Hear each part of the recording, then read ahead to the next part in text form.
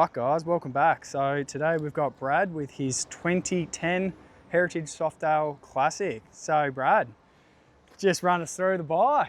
Righto, mate. Yeah, well, she's a 2010 Heritage Softail. Purchased about 2.5 years ago.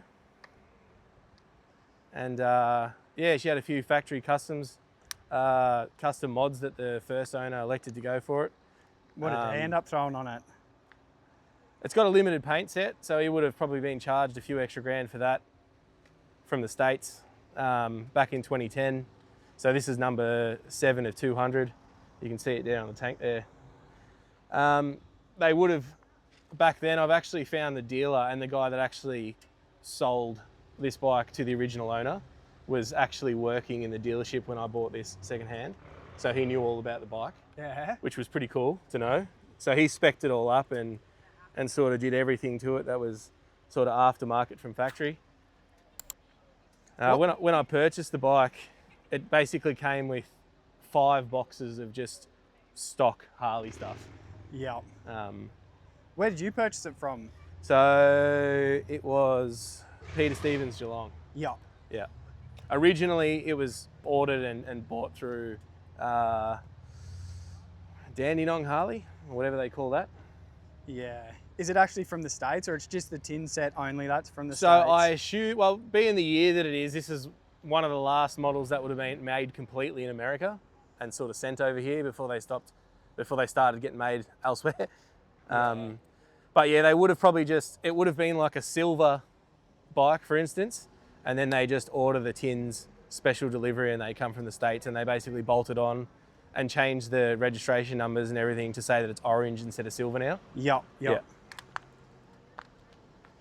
So what customs have actually been done to it? So obviously the paint. Yeah, so that would have been one of the first ones. I think up front, we've got the smoked lenses on the indicators.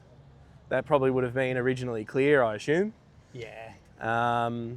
We've got the grips, which I've since changed. They were the flame style that you can see across the rest of the bike. The old ones were a bit crusty, so would have changed those. The floorboards would have, all your sort of anything flame related, basically. It was probably pretty big back in 2010. Yeah. What else? You got an aftermarket seat for it, which I've since sold, which I regret because it was actually a pretty good seat. Yeah. That was a Badlander 2-up, and that sort of suited it pretty well, but I like the look of it anyway, so. Yeah, that seat definitely makes it look a lot more classic, doesn't it? It does, yeah. I kind of like, it sort of looked more like a Softail custom with a Badlander seat on it. The rear end, the tail light and all that sort of thing would have been aftermarket as well, like the indicators themselves and the whole tail light, that's all LED, so that would have been an aftermarket part. Other than that, the exhaust, I've still got the original exhaust at home. I don't think it's ever been on the bike apart from when it was brand new. What customs would you do to it, if anything? Is there anything you'd change, or? I think so it's also been lowered.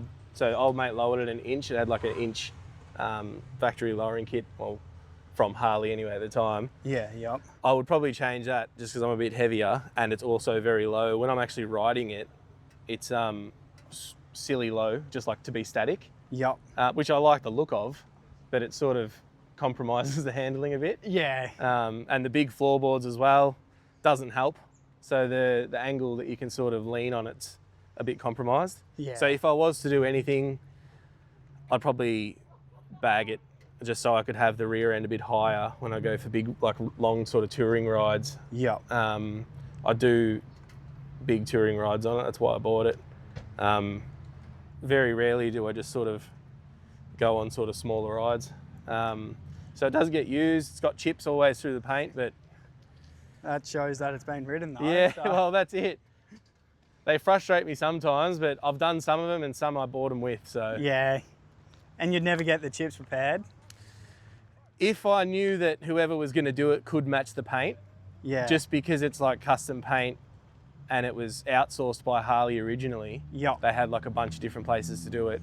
I don't know that they would I don't know that any place could actually just touch it up as such without having to redo the whole paint and start from scratch and get rid of it all. Yep. So that's the only reason why I probably look. If I'm sort of half tempted one day to get a kind of like an orange Viclar sort of style paint job on it, and then just bag it out and just leave it. Would you change the tin set if you're going to do that, or keep the tin set the same? Look, I don't know if it'd be worth it. Look, it's obviously number 7 of 200. Yeah. But they wouldn't really be worth anything apart from just to say that you've still got them. You know what I mean? Yeah. So I meant maybe. But yeah, look, I probably wouldn't change too much. They annoy me, but it does show that it gets ridden. So yeah. How many Ks have you put on it? I've put on about 12,000. Yep. So had it about 2.5 years. Yeah. So not overly ridden, but usually when I ride it, it's for sort of 1,000K plus rides. Yeah, that's good though.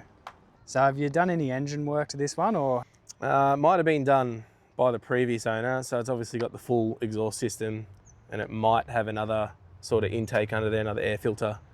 But to my knowledge, I think she's probably about a stage 1, 96. It pulls well, it cruises really good. Given that it's kind of like, the Heritage is kind of like a Softail tourer bike. Yeah. I think it's got like more touring gears. Because what were you saying? At 100K, is this sitting at about $2,000? Yeah, in 6 gear at 100 Ks. In fact, if I'm sitting on 100, I won't even click into 6. I'll just keep it in 5th, because you're sitting right around the 2.5. Yep. Which is probably what I don't want it to lug. Yeah. But 110 when I'm on freeways and when I'm sort of giving it a bit, it'll happily sit at 110, 115 in 6 gear and in 2,500 sort of RPM. Yeah. So yeah, she's made, or I guess more so designed for the longer rides. Yeah, that's it. Have you had any like mechanical issues with it? Because no. obviously you do long Ks on it. I do. I know they're built for it, but do you know what? I went from a Japanese Harley, I guess you call it, to this. Yep. I had a brand new, actually. I bought a Vulcan Custom 900.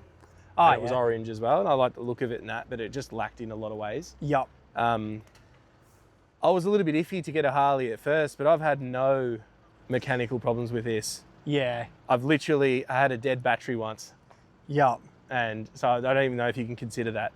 No. That's not even a mechanical problem. No, that's it. That's it. It never loses oil. Before I go for a big ride, I get it serviced. Yeah. Do you do the service yourself, or you take it in? I do with cars. Motorbike's different story. I know it's basically the same. Yeah. But I don't like to screw too much with what I don't know, especially on 2 wheels. Like, I'm sort of more versed with cars. Yeah. It's a lot harder to fall off a car if something goes wrong. Exactly right. Exactly right. Look, I'd rather someone that knows what they're looking at to go over it, because I might just say, oh, okay, I've checked the air pressure in the tyres, I checked the oil, that looks all right. Apart from that, as long as the tyres look okay, that's all I'm really looking at. Yeah. So yeah, all V-twin in Geelong. Shout out. Shout out to all job. V-twin.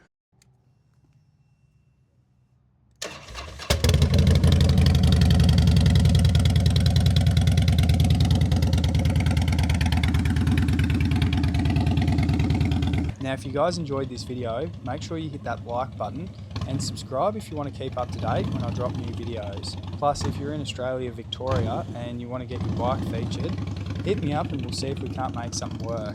Thanks for watching. Cheers.